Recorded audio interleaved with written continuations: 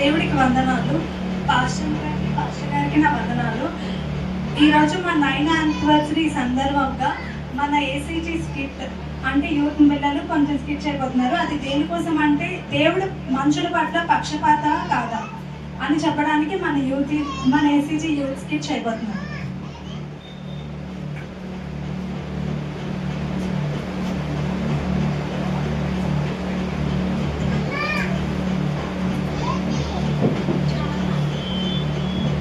Hi Mariya, ఎలా ఉన్నావు? ముందు బండి పరీక్ష చేసి వస్తాను. సరే. అవునంటే ఎలా ఉన్నావు మరియా? నేను బాగానే ఉన్నాను దివ్య, నువ్వెలా ఉన్నావు?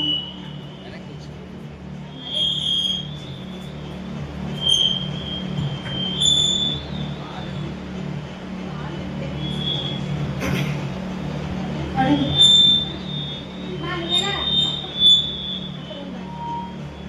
బాగానే.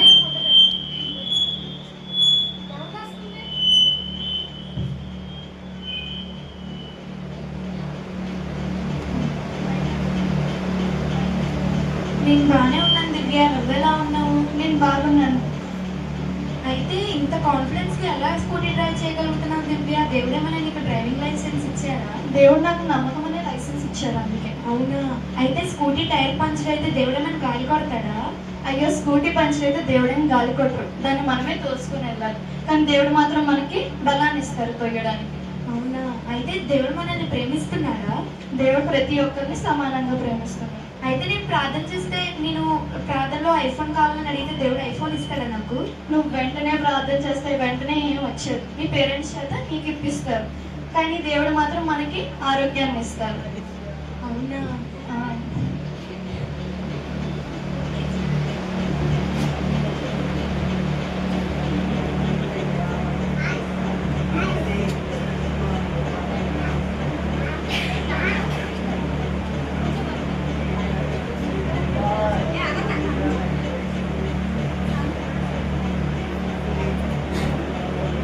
అయ్యో చూడు ఎలాగొన్నారు. అయ్యో, ఎంత బాధ. అయ్యో, ఇతని పరిస్థితి అయితే ఇంత ఘోరంగా ఉంది, కనీసం ఆకలి కూడా తీర్చుకోలేకపోతున్నారే. అయ్యో, నెమ్మదిగా తినండి. నెమ్మదిగా తినండి. నెమ్మది.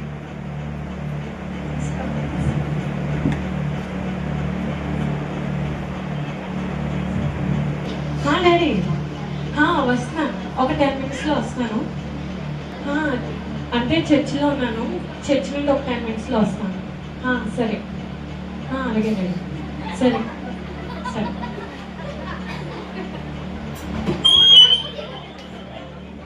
అయ్యో అయ్యో, ఏమైంది? అయ్యో, ఈ కుటుంబం తెలిస్తే వీళ్ళ కుటుంబం ఎంత బాధపడి ఉంటుంది. అవును, మీరు చేసిన పాపమా లేకపోతే మీ తల్లిదండ్రులు చేసిన పాపమా? అయినా ఎంత బాధ, ఏదైనా అయ్యుంటే ఎంత కష్టమో. అయ్యో, ఆగండి, కొంచెం నెమ్మదిగా లేవండి, నెమ్మదిగా లేవండి, కొంచెం నెమ్మదిగా. పర్లేదు, బాగానే ఉన్నారా?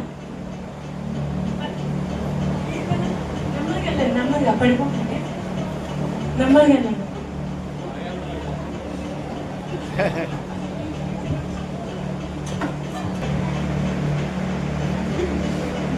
ఉల్లిపాయలు కేజీ బంగాళదుంపలు ఎంత? 50 రూపాయలు. కేజీ ఉల్లిపాయలు ఎంత? అమ్మా, అది కూడా వేసి. ఏం కావాలమ్మా? వద్దాను. కొత్తిమీర తీసుకోండి. సరే వేసి. అయ్యో,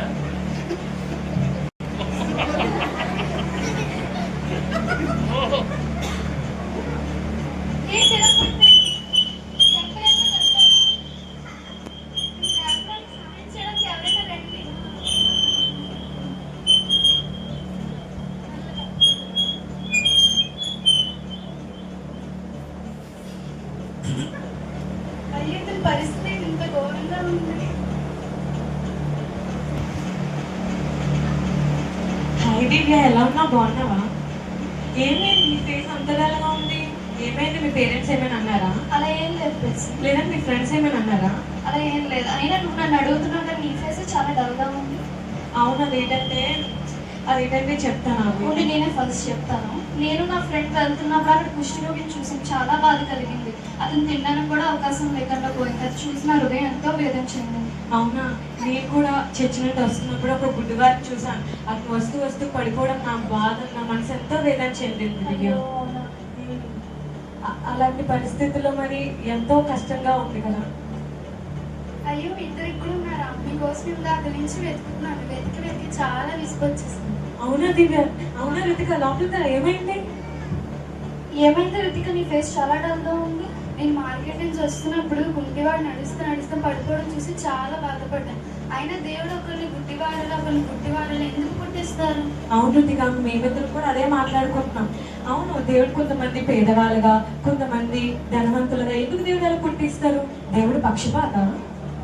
అవును, దేవుడు పక్షపాతే. మరి ఎందుకు ఎలాగ అవుతుంది చెప్పు. దివ్య, నువ్వు చర్చికి వెళ్తావు కదా, అక్కడ పాస్టర్ గారి దగ్గర మన ప్రశ్నలు ఉంటాయి. పదేకి వెళ్దాం, మన డౌట్స్ కూడా క్లియర్ అవుతాయి.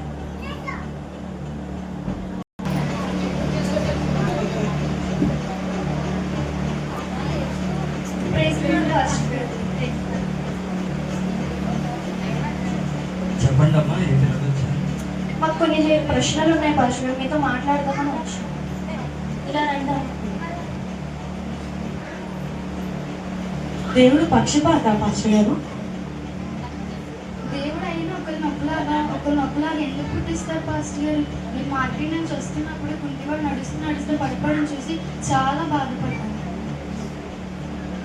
నేను కూడా చర్చి నుండి ఇంటికి వస్తున్నప్పుడు ఒక గుడ్డివారిని చూసి నా మనసు ఎంతో వేదన చెందింది, అతను అలా పడిపోవడం. అవును పాస్టర్ గారు, నేను కూడా వస్తున్నప్పుడు మా ఫ్రెండ్ తోటి అక్కడ కుష్ఠరోగిని చూసి చాలా బాధపడ్డాం. అతను తినడానికి కూడా అవకాశం లేకుండా పోయింది. ఈ ముగ్గురు చాలా మంచి ప్రశ్నలు వేశారు. ఈ 3 ప్రశ్నలకి బైబిల్లో సరైన సమాధానం ఉందా? మత్తయి సువార్త 5వ అధ్యాయం 45వ వచనం ప్రకారం దేవుడు మంచివారి మీదను చెడ్డవారి మీదను ఆయన సూర్యుని ఉదయింపచేసి నీతిమంతుల మీదను అనీతిమంతుల మీద ఆయన వర్షము కురిపింపజేస్తాడు. దేవుడు ఒక వ్యక్తిని కుష్ఠవాడిగానో, మరో వ్యక్తిని కుంటివాడగానో, మరో వ్యక్తి గుడ్డివాడగానో చేశాడు కాబట్టి మీరందరూ ఇప్పుడు ఇలాగ అంటున్నారు. కానీ ఆ యొక్క కుష్టివాడి ఒక విలువ చూడండి. మనకి కుష్టివాడి మన దారిలో వెళ్తున్నప్పుడు కుష్టివాడిని మనం చూసినప్పుడు మనకి ఏంటనిపిస్తుంది అంటే దేవుడు ఏంటి ఇలా చేస్తున్నాడు, ఇలాగ విధంగా అనిపిస్తుంది అంటాం. కానీ కుష్టివాడిని మనం చూసినప్పుడు మన ఆరోగ్యం ఎంతగా బాగుందో మనం చూసుకోవాలి. ఆ యొక్క కుష్టి ఒక కాళ్ళు చూడండి, వాడి కాళ్ళు లేవు కాబట్టి వాడి యొక్క కాళ్ళ ద్వారా దేవుని స్తుతి అంటే మనం అనుకోవాలి. దేవుడు మనకు కాళ్ళు ఇచ్చాడు, ఇలా కాళ్ళు అవ్వడం వల్ల మనము దేవుడిని స్తుతించాలని. నెక్స్ట్, మీరు గుడ్డివాడిని చూశారు కదమ్మా. మీరు గుడ్డివాడిని చూసినప్పుడు గుడ్డివాడు మీరు త్రోవలో అలా వెళ్తున్నప్పుడు గుడ్డివాడిని చూశారు. గుడ్డివాడు త్రోవలో వెళ్తున్నప్పుడు పడిపోయినప్పుడు లేవడానికి చాలా మంది రాలేదు. మీరు కొంతమంది వచ్చారు. అప్పుడు మీరు ఏం చేస్తారంటే మీరు అనుకుంటారు మనసులో, దేవుడు ఏంటి ఎంత పక్షపాత, దేవుడు నా ఇతని పక్షం లేడా అంటే. కానీ అలాగ మనం అనుకోకూడదు. దేవుడు ఆ పక్షాన ఉంటాడు. ఎందుకంటే దేవుడు మనం గుడ్డివాడిని చూసినప్పుడు మన కళ్ళు ఎంత విలువైనవో మనకి తెలుసుకోవాలి. చూడండి, స్త్రీ పిల్లలు పుట్టినప్పుడు పిల్లలకి ఆ విలువ తెలీదు. స్త్రీ కడుపులో పెట్టినప్పుడు పిల్లలకి ఆ విలువ తెలీదు. గొడ్రాలికే ఆ నొప్పి తెలుస్తుంది. అందుకే మనం కళ్ళు కూడా మనం ఎంత విలువైనవి అంటే మనం కళ్ళు మూసినప్పుడు మొత్తం చీకటి అయిపోతుంది. అంటే చీకటి విలువ తెలీదు వారికి, కానీ మనకి చీకటి విలువ తెలిసినప్పుడు మన కళ్ళుతోటి దేవుని స్తుతించడం, దేవుని ఆరాధించడం, దేవుని దర్శనాలు చూడడం, ఇవన్నీ చూడాలి. మీరు అవిటివాడిని చూసినప్పుడు మీరు చాలా బాధపడి ఉంటారు. దేవుడు ఎందుకు ఎంత పక్షపాతి అన్నప్పుడు అవిటివాడిని చూసినప్పుడు మనం మన ఆరోగ్యం చూసుకోవాలి. అంటే అతని ఆరోగ్యం ఉన్నప్పుడు అతను స్తుతించాలి. మనకి దేవుడు అన్ని ఆరోగ్యాలు ఇచ్చి మనము దేవుడిని స్తుతించలేదు. అలాగే అవిటివాడిని చూసినప్పుడు మన ఆరోగ్యం చూసుకోవాలి. దేవుడు మనకి ఆరోగ్యం ఇచ్చాడు. ఇవన్నీ చూసుకొని మనం ఎప్పుడు దేవుడిని పక్షపాతి అని అనకూడదు.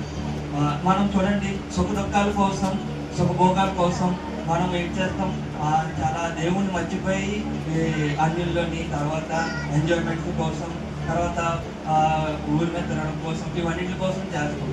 కానీ ఆరోగ్యంతో లేని వారిని ముగ్గురు చూశారు. ముష్టివాడిని చూశారు, గుడ్డివాడిని చూశారు, అవిటివాడిని చూశారు. మీ ముగ్గురిని చూసినప్పుడు మీరు చాలా బాధపడ్డారు.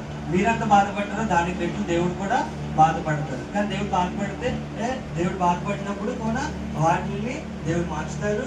మనం విశ్వాసంతో ఉండాలి. అందుకే మన సుఖాల కోసం, తర్వాత ఎంజాయ్మెంట్స్ కోసం మనము ఎప్పుడూ వెళ్ళకూడదు. దేవుణ్ణి ప్రార్థిస్తూ ఉండాలి. దేవుని వాక్యాన్ని మనం ప్రార్థించాలి, ధ్యానించాలి. దేవుని కోసం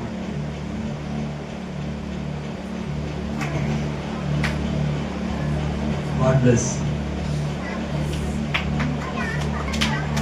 చూసారు ఇవాళ మనం ఏం తెలుసుకున్నామంటే మనకి ఐశ్వర్యం ఉన్నప్పుడే కాదు, మనకి ఒక మంచి పొజిషన్ ఉన్నప్పుడే కాదు, అదే కాదు మనకి బ్యాక్గ్రౌండ్ ఉన్నప్పుడే కాదు, ప్రతి విషయంలో మనం ఎలా ఉండాలి, సంతృప్తిగా ఉండాలన్నమాట. అంటే ప్రతి విషయం మనం ఎలా ఉండాలంటే సాటిస్ఫాక్షన్గా ఉండాలి. అంతేగాని అయ్యో వాళ్ళు చూసి మీరు చూసి మనము కుంగిపోకూడదు అనమాట. ఇంకోటి ఏంటంటే మనం ఎప్పుడైతే మనము వాటి విషయంలో సంతృప్తిగా ఉంటామో దేవుడు ఇంకా మనల్ని అభివృద్ధిగా ఆశీర్వదిస్తూ ఉంటారు. అంతేగా మన దేవుడు ఎప్పుడు కూడా వీటి వాళ్ళ ఎప్పుడు మనం ప్రశ్నించాలి.